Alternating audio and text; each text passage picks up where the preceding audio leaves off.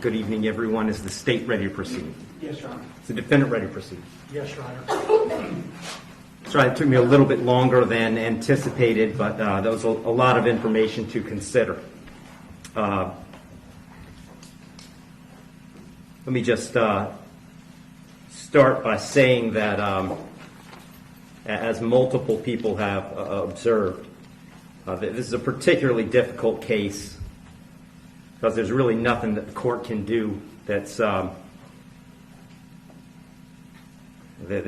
capable of fixing the harm that has been caused to the victims in this case. So that being said, I've got to start with the law. I'm bound by the law, and the law gives me a guideline for how to analyze an appropriate sentence in this case. So I want to start with the Camacho case. It's really the first thing I need to address is whether or not the court's going to depart from the minimum in this case, which is 222 months or approximately 18 and a half years in the Florida State Prison as a minimum. The Camacho case, as Mr. Fitzgibbons pointed out and argued, lays out really a three-factor test. Is there a valid legal basis for departure? Is there competent substantial evidence that the facts support an application? Do the facts apply to the departure basis that is being asserted? To both of those questions, I answer those yes. There is a valid legal basis for departure, and there is competent substantial evidence that would support a departure. And really, I'd find that as to all of the departure bases argued, with the exception of the disparity argument. I'll just comment on that one for a moment. The defendant has argued that an available basis for departure is the disparity between the guidelines and the sentence that Mr. Barano got. I don't agree with that. I agree that disparity could potentially be an available legal basis for departure. But in this case, I don't think it applies because I do think that there are important substantive differences between the facts as applied to Mr. Barano and the facts as applied to Mr. Heron. The state's put those on the record.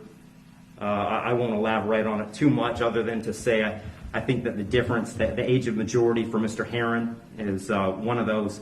But mostly I just think that the facts are different as between those two defendants.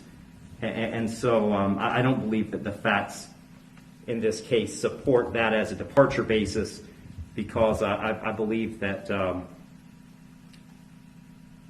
a disparity in sentence between Mr. Barano and Mr. Heron is appropriate in this case. That brings me to the third question of should essentially the third factor under the Camacho case is should the trial court depart? And the court in this case is going to decline to depart. So I'm answering that question in the negative. The trial court in this case is not going to depart. And I don't reach that decision lightly. When evaluating an appropriate sentence, I will start with Florida Statute 921.002. It was pointed out several times the primary purpose of the criminal punishment code in Florida is to punish. And I've got to take into account the severity of the primary offense and the circumstances surrounding the primary offense. When I take into account circumstances and severity, a lot of what I'm taking into account really when I sentence is intent and harm. And in this case, there wasn't any evidence, and nor does the court believe that there was any specific intent to do harm, in this case to the victims. But there was intent to drive at an egregious speed, 102 miles an hour, regardless of the consequences and regardless of of who that ended up harming. And then the second part of that, the second component, is the harm caused. And in this case, it's just impossible to have greater harm than the harm that occurred in this case, which was the loss of a mother, loss of a baby, and really the loss of a family as it existed when this occurred.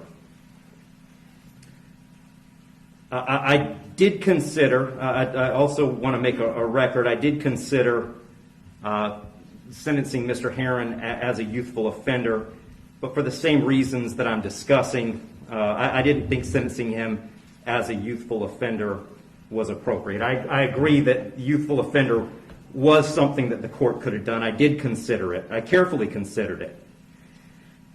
But the court just found that due to the serious nature of these offenses, the extreme nature of the conduct, and again, the level of harm, that a youthful offender sentence was not appropriate. So given that the court is not departing, the guidelines call for a sentence of 18, essentially 18 and a half years at a minimum, and 30 years as a maximum. And the court doesn't find that either the minimum or the maximum is appropriate in this case. I've said it several times, the serious nature of the offense, egregious nature of the conduct, and mostly the harm that's been caused prevent me from putting this as a bottom of the guidelines minimum case. But the departure bases argued by the defendant did provide some reason not to put it at the top of the maximum. And specifically, the court did take into account that the defendant's 18, certainly responsible for his actions, and he's being held accountable for his actions. But the age of 18, the court finds, is a mitigating factor and shouldn't put this at a maximum. Also, the complete lack of prior criminal history is something that the court considered as preventing this from being at the top. So having said all that, the court is going really toward the middle between the minimum under the guidelines and the maximum punishment permitted under Florida state law. So on count one, vehicular homicide, the court's going to adjudicate the defendant guilty, sentence him to 9 years in the Florida State Prison. On count two, same charge, court will adjudicate the defendant guilty, sentence him to 15 years Florida State Prison, and that'll run consecutive to count one for a total of 24 years Florida State Prison. Count three is a misdemeanor, unlawful racing on a highway, so the court will adjudicate the defendant guilty, sentence him to time served. Give credit for time served, I believe, 2 days. Court will impose mandatory court costs. Mr. Heyrin, you have given up the right to appeal the determination of your guilt or innocence. You do have 30 days to appeal the sentence of the court. And I'll direct the bailiffs to take Mr. Heyrin into custody.